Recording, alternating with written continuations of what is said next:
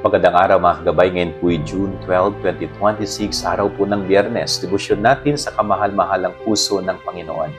Ako po si Father Marvin at ang ating ebanghelyo ay hango sa ebanghelyo ni San Mateo, chapter 11, verse 25 to 30. Maririnig po natin sa gospel na ito na pinupuri ng Panginoong Jesus ang kanyang amang nasa langit. Pinasasalamatan niya ito sa lahat ng mabubuting bagay na kanyang ginawa. At ito po'y halimbawa na tayo rin bilang mga tao na nabigyan ng kagandahang loob ng Ama, na sana huwag tayong makalimot sa kabutihan ng Diyos. Patuloy nating maalala ang Diyos. Patuloy natin siyang pasalamatan at patuloy natin siyang purihin. Sapagkat siya ay hindi nakakalimot at siya ay patuloy na nagbibigay ng biyaya sa ating buhay. Yan ang ating gabay aral ngayong maghapon. God bless po sa inyong lahat. Pagpalain kayo ng Panginoon.